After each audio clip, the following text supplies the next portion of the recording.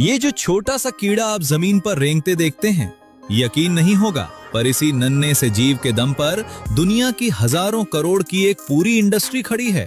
एक कीड़ा, एक पतला सा धागा, और उसी से बनता है दुनिया का सबसे कीमती और चमकदार कपड़ा, रेशम।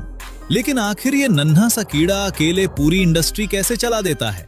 और इसके पीछे छिपा है एक ऐसा राज जो सुनकर आप थोड़ा सिहर भी जाएंगे।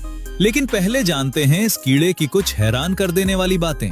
क्या आप जानते हैं ये रेशम का कीड़ा अपनी पूरी जिंदगी में सिर्फ एक ही चीज खाता है? शहतूत यानी मलबरी के पत्ते, और कुछ नहीं।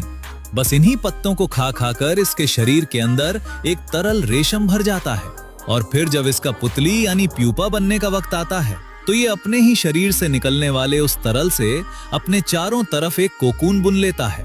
अब सबसे कमाल की बात, ये पूरा कोकून सिर्फ एक ही लगातार धागे से बना होता है जिसे बीच से तोड़ा नहीं जाता। और ये धागा कितना लंबा होता है? पूरे 1000 मीटर से भी ज्यादा, यानी लगभग 1 किलोमीटर लंबा।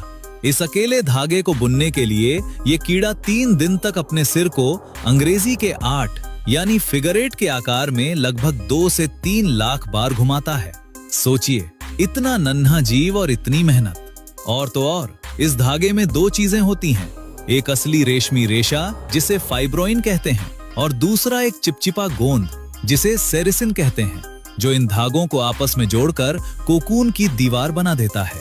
और सबसे हैरानी की बात, अपने वजन के हिसाब से ये पतला सा रेशमी धागा स्टील से भी कई गुना ज्यादा मजबूत होता है।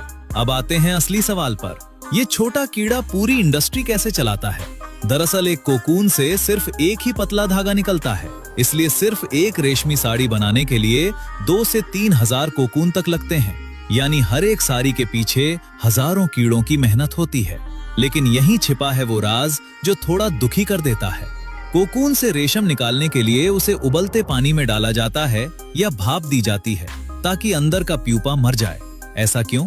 दरअसल अगर कीड़े को अंदर ही जिंदा छोड़ दिया जाए तो वो पतंगा बनकर एक खास रस छोड़ता है जो कोकून में छेद कर देता है, और उस छेद से पूरा लगातार धागा कई टुकड़ों में टूट जाता है, और टूटा हुआ धागा रेशम के काबिल नहीं रहता। इसीलिए इंडस्ट्री उसे पतंगा बनने से पहले ही रोक देती है।